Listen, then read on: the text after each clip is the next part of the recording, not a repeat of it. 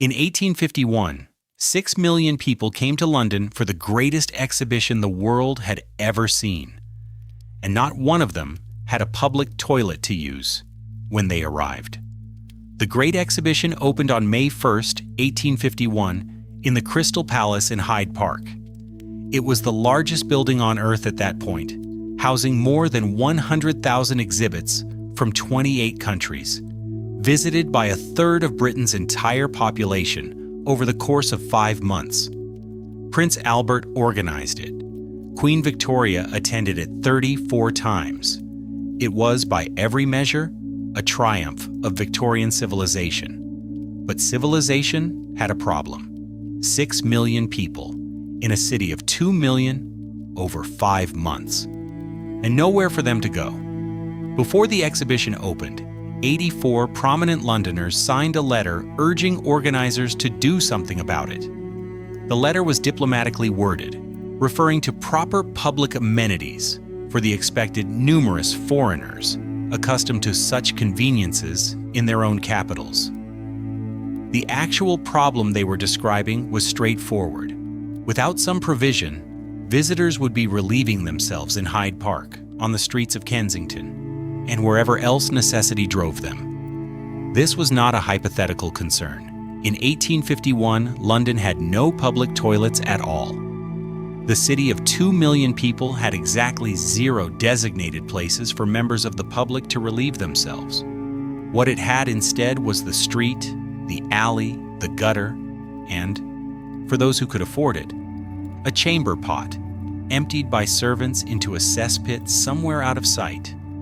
Someone was going to have to solve this. And the person who stepped forward was a plumber from Brighton who had been thinking about it for years.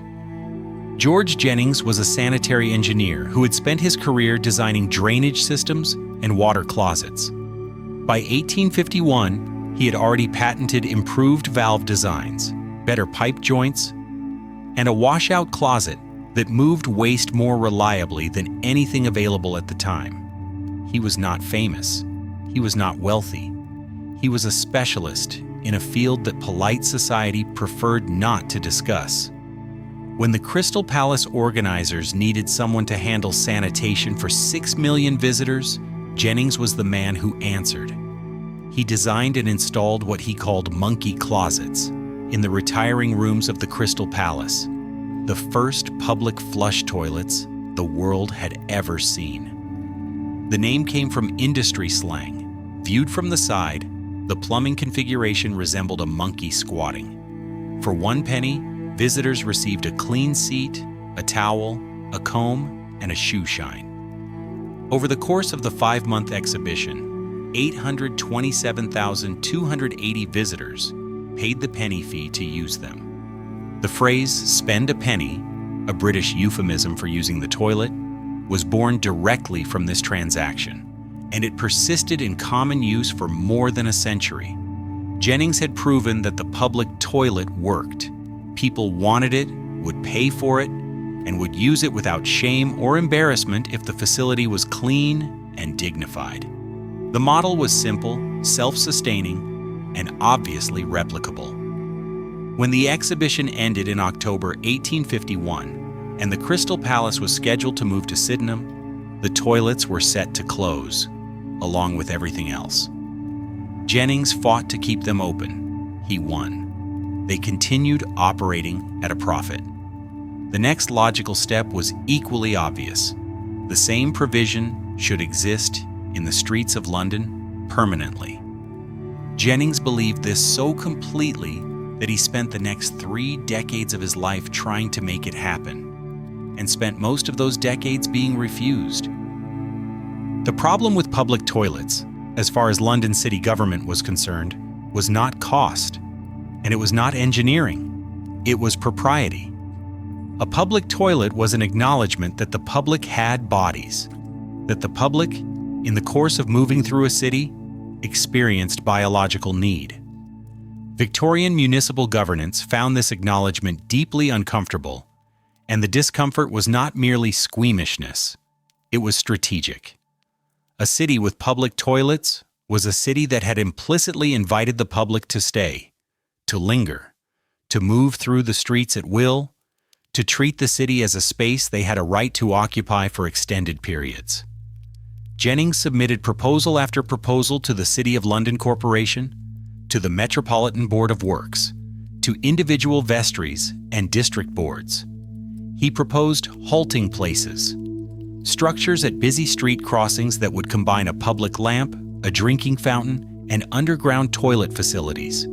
He described them as infrastructure, as necessary to the functioning of a modern city as gas lighting or water supply. He included detailed architectural drawings. He calculated the costs and the revenue projections. He was rejected almost every time. The objections varied in phrasing, but were consistent in substance. Some argued that visible toilet structures were inappropriate in public streets. Others questioned whether the demand was sufficient. The most persistent objection was that providing public sanitation would encourage the wrong sort of person to spend time in the city center. By the time Jennings died in April 1882, thrown from his carriage in a street accident 4 days before he passed, London's public toilet provision remained almost entirely restricted to facilities for men, located near railway stations and a small number of parks, built and operated by private enterprise, rather than the city that needed them. He was 71 years old. He had spent more than 30 years on the problem. The city had spent those same 30 years finding reasons to avoid it. Even the inadequate public toilet provision that existed in Victorian London had a second, less discussed problem. Almost none of it was for women. The first monkey closets at the Great Exhibition had separate facilities for men and women. The men's sold 827,252 tickets. The women's sold 28. This disparity was not evidence that women didn't need toilets. It was evidence that the social code governing respectable women in 1851 made it impossible for most of them to be seen entering one. A woman who walked into a public facility was, by the standards of the time, advertising that she had a body, and advertising that was considered vulgar. Women who needed to relieve themselves in the city were expected to plan routes around the homes of friends and relatives, where private facilities existed. Those who lived far from anyone they knew, or who worked in parts of the city where they had no social connections, had no option at all. This was not a personal inconvenience. It was a structural constraint on women's ability to move freely through public space. Historians call it the urinary leash. Women could travel only as far as their bladder capacity would allow, which, without any provision for relief, meant they could not effectively participate in the city on the same terms as men. Employment, shopping, public life, all of it required the ability to be away from home for extended periods. Without toilet access, that ability was severely restricted. The Ladies' Sanitary Association began campaigning on the issue from the 1850s onward. London's first municipal public convenience specifically for women was not built until 1889, at Piccadilly Circus, underground, nearly 4 decades after Jennings demonstrated that public toilets were both viable and profitable. In those 4 decades, the infrastructure built for men had expanded significantly, while women waited for their needs to be acknowledged as legitimate. The 1900 public toilets built at Leicester Square had 40 cubicles and urinals for men and 10 for women. The ratio speaks for itself. The frustrating thing about Victorian London's struggle with public toilets is that the solution had existed for 2,000 years. By the early imperial era, the city of Rome had numerous public latrinae, essentially public toilets, often attached to bathhouses or located in forums and marketplaces. These were not apologetic or hidden facilities. They were built of marble, decorated with mosaics, and located on main commercial streets where they were easy to find. Roman public latrines typically consisted of a long bench with keyhole-shaped openings over a continuous channel of running water that carried waste away. Dozens of people used them simultaneously with no partitions and no apparent social embarrassment. Rome's public toilet infrastructure was part of the same civic investment as its aqueducts and its roads. The city understood that large numbers of people in a small geographic area required organized waste management, and it treated that management as a function of government. The Cloaca Maxima, Rome's main sewer, originally built in the 6th century BCE, was designed to drain the Forum marshes and evolved over centuries into a full urban waste system that served the city's latrine. It still functions today. Sections of it built more than 2,500 years ago are still carrying water under Rome. Before Rome, the city of Mohenjo-daro in present-day Pakistan had already solved the same problem. Around 2600 BCE, most homes were equipped with flush toilets connected to clay brick pipes that fed into a communal sewer system running beneath the entire city. The sewers were covered to allow inspection and cleaning. Public sanitation facilities were provided for those too poor to access private toilets. That was 2600 BCE. Victorian London was 1851 CE. The gap is 4,400 years, and the Victorians were starting from scratch while the Romans had already forgotten more about urban sanitation than London's city government seemed to know. The problem was not technical. It never had been. The solution that eventually emerged in London was, characteristically, one that made the toilet invisible. If a public toilet could not be placed on a street without offending propriety, it could be placed under one. In 1858, Jennings proposed building underground conveniences beneath the pavements of busy London streets. Accessible via steps down from street level, invisible from above, out of sight. The idea was elegant in its accommodation of Victorian sensibility. The function exists. The evidence of its existence does not. The 1891 Public Health London Act finally authorized the use of subsoil beneath roadways for this purpose. Underground public conveniences began to appear across London through the 1890s and into the early 20th century. They were built with care, slate interiors, later replaced with ceramic tiles, polished wood fittings, attendants on duty. They were, by any reasonable measure, better facilities than most Londoners had in their own homes. By the time the London Underground opened and expanded in the 1860s and beyond, women who worked in the city began pressing harder for equal provision. The argument was simple and inarguable. If women were now expected to commute, they needed the same facilities as men. The expansion of department stores, Selfridges opened on Oxford Street in 1909, complete with its own toilets, gave women something they had not had before. Respectable commercial spaces where the need for a toilet was acknowledged and accommodated without social cost. The underground toilet eventually became the model that most cities copied: hidden, clean, attended, and increasingly available to everyone. American cities took a different path to the same destination and arrived later. The United States in the 19th century had no national framework for public sanitation. Cities handled, or failed to handle, the problem individually. New York had street-level comfort stations by the early 20th century.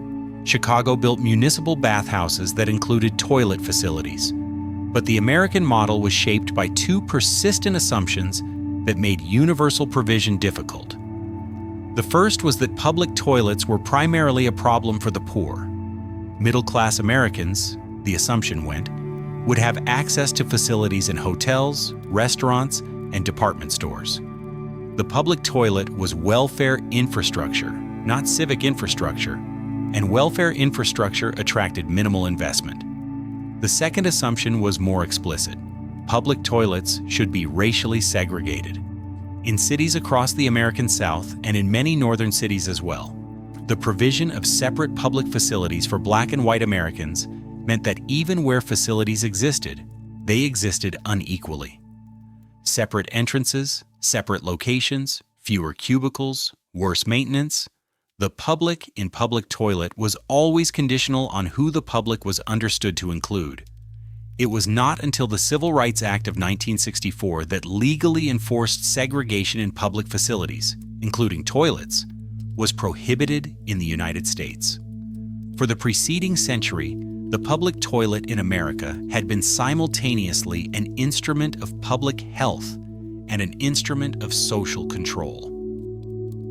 The Americans with Disabilities Act of 1990 added a third requirement. Public facilities had to be physically accessible to people with disabilities. This was not a minor amendment.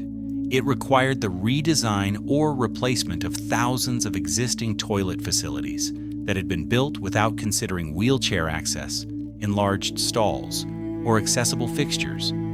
The right to use a public toilet, the most basic accommodation a city can make for the people in it, has been litigated, legislated, and fought over for more than a century. A public toilet is not a luxury. It is not an amenity. It is infrastructure, the same category as a road or a water main, that makes it possible for people to be in a city for more than a few hours at a time. Every other piece of public infrastructure discussed in this series, the street light, the fire hydrant, the sewer, the traffic light, the sidewalk, serves the city as a system. The public toilet serves the city as a body. It acknowledges that the people using the city are not abstractions or economic units, but biological creatures with physical requirements that do not pause for propriety, commerce, or municipal discomfort. George Jennings understood this in 1851. He spent 30 years trying to convince London city government that it was true.